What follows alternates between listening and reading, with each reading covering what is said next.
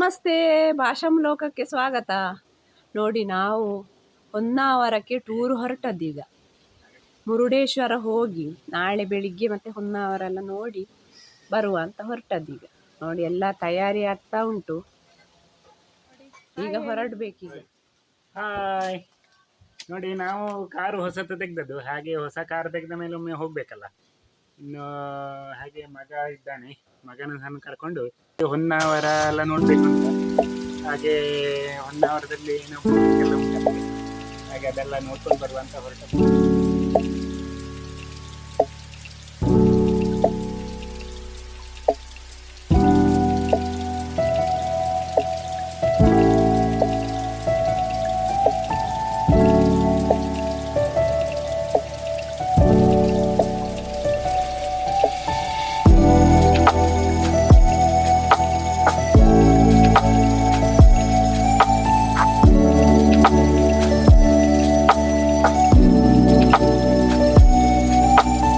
ನಾವು 4:15 ಮನೆಯಿಂದ ಹೊರಟು ರಾತ್ರಿ 8:30 ಆಗುವಾಗ ಅಲ್ಲಿ ಮುರುಡೇಶ್ವರ ಅಕ್ಕನ ಮನೆಗೆ ತಲುಪಿದೆವು.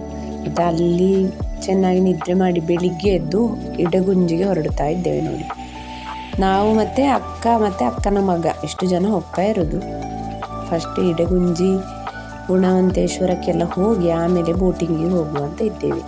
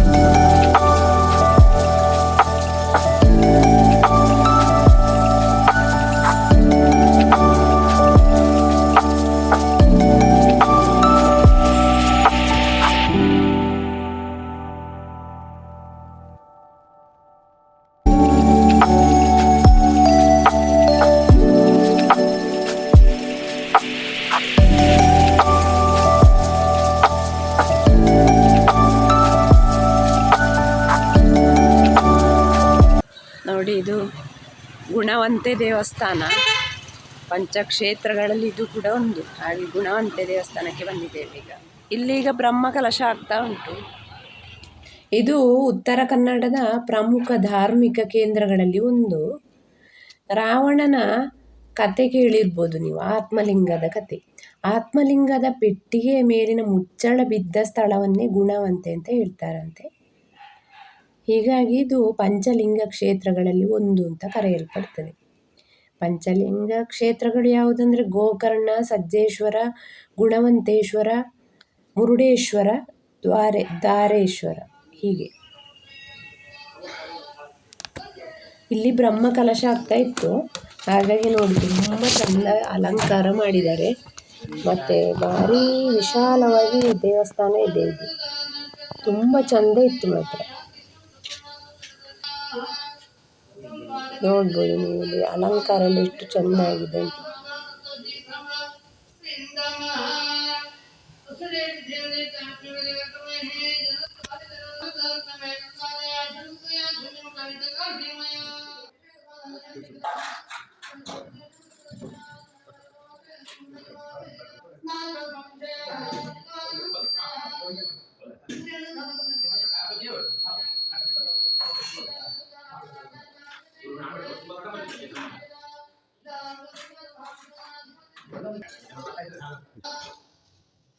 ಫುಲ್ ಕಲ್ಲಿನಿಂದಲೇ ಕಟ್ಟಿರುವಂಥ ದೇವಸ್ಥಾನ ಇದು.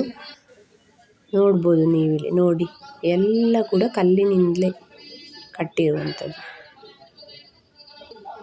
ತುಳಸಿ ಕಟ್ಟೆ ನೋಡಿ ಎಷ್ಟು ಚಂದ ಉಂಟು. ಬಾವಿ ನೋಡಿ, ಬಾವಿಯಲ್ಲಿ ಈ ಟೈಮಲ್ಲಿ ಕೂಡ ನೋಡಿ ಎಷ್ಟು ಮೇಲೆ ನೀರು ಉಂಟು ನೋಡಿ.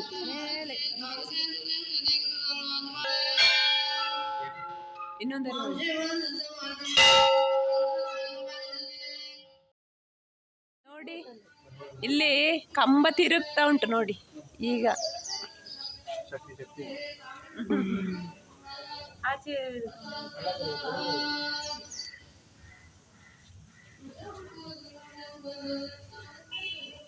ಅದೇ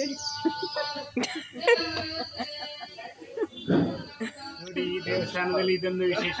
ಎಲ್ಲ ದೇವಸ್ಥಾನಗಳು ನೋಡಿ ಅಲ್ಲಿ ಈ ತರ ನೋಡಿ ಕಂಬ ಸುಲಭದಲ್ಲಿ.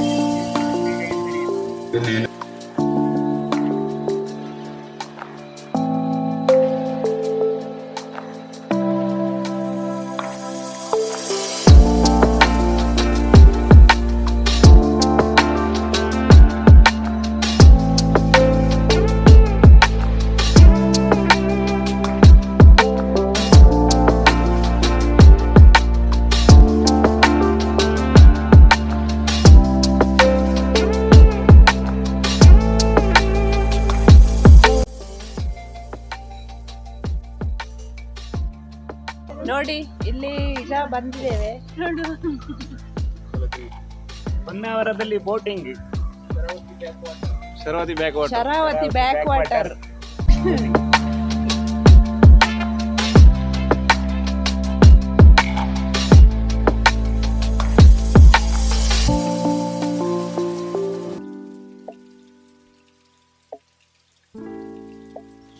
ಇಲ್ಲಿ ಶರಾವತಿ ಹಿನ್ನೀರ ಬೋಟಿಂಗ್ ಇಲ್ಲಿ 2 ಕಡೆಯಲ್ಲಿ ನಡೀತದೆ.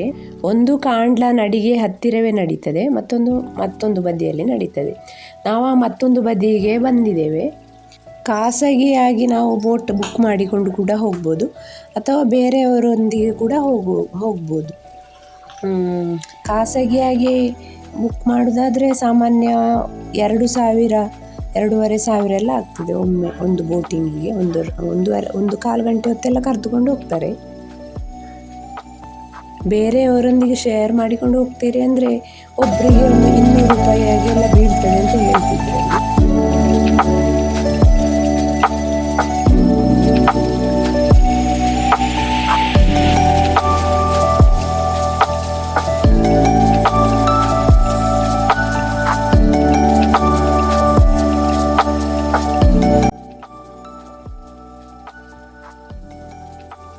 ಇದು ಸಾಮಾನ್ಯ ಬೆಳಿಗ್ಗೆ 8:30ಯಿಂದ 9 ಗಂಟೆ ಒಳಗೆ ಓಪನ್ ಆಗ್ತದೆ, ಸಂಜೆ 6:30ವರೆಗೂ ಇರ್ತದೆ.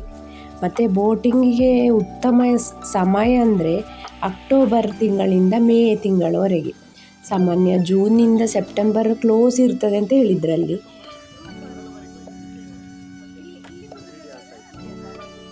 ಇದು ಈ ಪ್ಲೇಸಿಗೆ ಕೇರಳ ಪಾಯಿಂಟ್ ಅಂತ ಹೇಳಿ ಹೇಳ್ತಾರೆ. ಅದಾ ಕೇರಳ ಪಾಯಿಂಟ್. ಇಲ್ಲಿ ನೋಡಿದ್ರೆ ಇದರಲ್ಲಿ ನಿಮಗೆ ದೃಶ್ಯಗಳೆಲ್ಲ ಕೇರಳದಲ್ಲಿ ಇರುವ ದೃಶ್ಯದ ತರ ಕಾಣ್ತಾ ಇದೆ ನೋಡಿ. ತೆಂಗಿನ ಮರ ಎಲ್ಲ ನೋಡಿದ್ರೆ ನೀವು ಕೇರಳಕ್ಕೆ ಬಂದ ಹಾಗೆ ಕಾಣ್ತದೆ.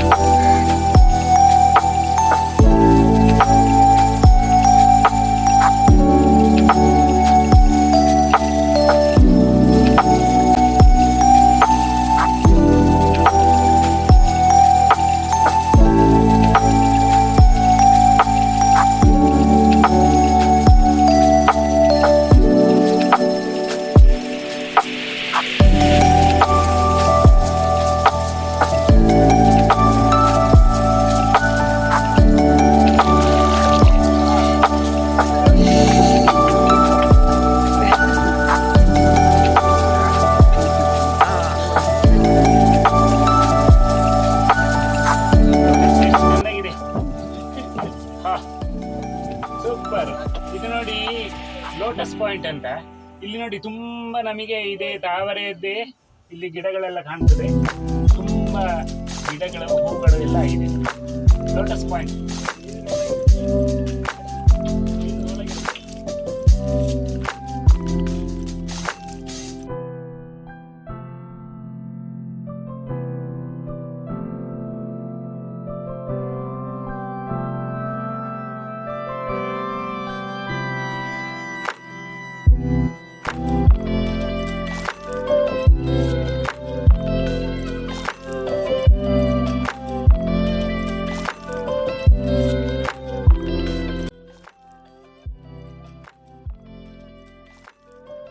ನೋಡಿ, ಕಾಂಡ್ಲಾ ನಡಿಗೆಗೆ ಬಂದಿದ್ದೇವೆ ನಾವಿಲ್ಲಿ.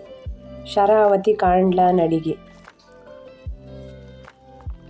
ನೋಡಿ, ಈ ರೀತಿ ಉದ್ದಕ್ಕೂ ಮರದ ಇದನ್ನು ಹಾಕಿದರೆ ನೋಡ್ಬೋದು ನೀವು. ಈ ಕಾಂಡ್ಲಾ ಗಿಡಗಳು ಉಪ್ಪು ನೀರಿನಲ್ಲಿ ಬದುಕುವ ಶಕ್ತಿಯನ್ನು ಹೊಂದಿರ್ತದೆ ಅಂತೆ. ಉಪ್ಪು ನೀರನ್ನು ಸೋಸಿ ಸಿಹಿ ನೀರನ್ನು ಹೀರುವ ಅದ್ಭುತ ಶಕ್ತಿ ಈ ಗಿಡಗಳಿಗೆ ಇರ್ತದೆ ಅಂತ. ಇಲ್ಲಿ ನೋಡಿದರೆ ಬೇರುಗಳೆಲ್ಲ ಮೇಲೆ ಮೇಲೆ ಮೇಲೆ ಮೇಲೆ ಬಂದುಕೊಂಡಿರ್ತದೆ ನೋಡಿ, ಈ ರೀತಿ ಇರ್ತದೆ. ಅವೆಲ್ಲ ಉಸಿರಾಡುವ ಬೇರುಗಳು ಅಂತ ಹೇಳ್ತಾರೆ. ಬೇರಿನ ಮೂಲಕ ಉಸಿರಾಡ್ತದಂತೆ ಆ ಸಸ್ಯ ನೋಡಿ. ಮತ್ತೊಂದು ವಿಶೇಷ ಅಂದರೆ, ಈ ಕಾಂಡ್ಲಾ ಬೀಜಗಳು ನೆಲಕ್ಕೆ ಬೀಳುವ ಮೊದಲೇ ತಾಯಿ ಸಸಿಯಲ್ಲಿ ಇರುವಾಗಲೇ ಮೊಳಕೆ ಒಡೆದು ಸಸಿ ಆಗ್ತದಂತೆ, ಆಮೇಲೆ ಕೆಳಗೆ ಬೀಳುವುದು.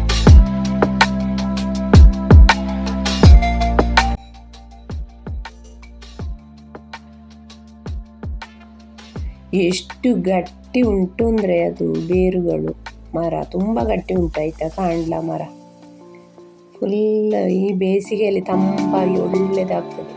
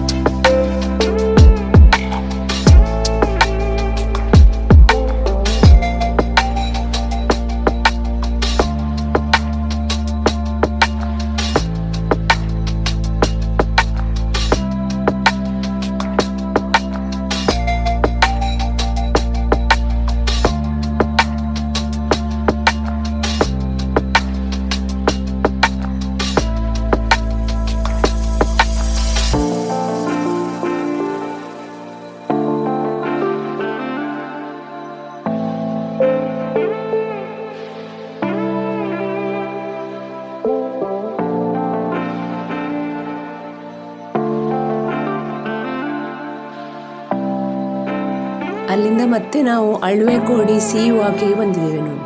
ಇಲ್ಲಿ ಸಮುದ್ರದ ತುಂಬ ಮುಂದೆ ನಡೆದು ಹೋಗುವಾಗೆ ಹೀಗೆ ಮಾಡಿದ್ದಾರೆ. ತುದಿಯವರೆಗೆ ಹೋಗ್ಲಿಕ್ಕಾಗ್ತದೆ, ಸ್ವಲ್ಪ ದೂರ ಹೋಗ್ಲಿಕ್ಕಾಗ್ತದೆ. ಅಲ್ಲಿ ಅದನ್ನೆಲ್ಲ ನೋಡಿ, ಬೀಚ್ ಕೂಡ ಉಂಟಲ್ಲಿ, ತುಂಬ ಕ್ಲೀನಾಗಿ ಉಂಟು ಬೀಚ್ ಎಲ್ಲ ನೋಡಿ ಮತ್ತೆ ಮುರುಡೇಶ್ವರ ಬೀಚಿಗೆ ಬಂದಿದ್ದೇವೆ. ಮುರುಡೇಶ್ವರ ಬೀಚಿಗೆ ಬಂದು ಅಲ್ಲಿ ನೋಡಿ ಸಮುದ್ರ ಸ್ನಾನ ಮಾಡ್ತಾ ಇದ್ದಾರೆ ಮಕ್ಕಳು. ಅಲ್ಲಿ ಸಮುದ್ರ ಸ್ನಾನ ಎಲ್ಲ ಮುಗಿಸಿ ಮತ್ತೆ ನಾವು ಅಕ್ಕನ ಮನೆಯಲ್ಲಿ ವಿಶ್ರಾಂತಿ ತೆಗೆದುಕೊಂಡು ಮರುದಿವಸ ಬೆಳಿಗ್ಗೆ ನಮ್ಮ ಊರಿಗೆ ವಾಪಸ್ ಬಂದದ್ದು.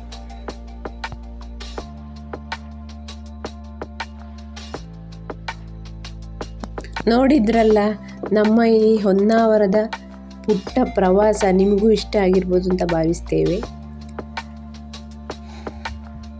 ನೀವು ಕೂಡ ಸಾಧ್ಯ ಆದರೆ ಒಮ್ಮೆ ಹೊನ್ನಾವರಕ್ಕೆ ಭೇಟಿ ನೀಡಿ. ಹಾಗಾದರೆ ಇನ್ನು ಮುಂದಿನ ವಿಡಿಯೋದಲ್ಲಿ ಭೇಟಿಯಾಗೋಣ. ನಮಸ್ಕಾರ.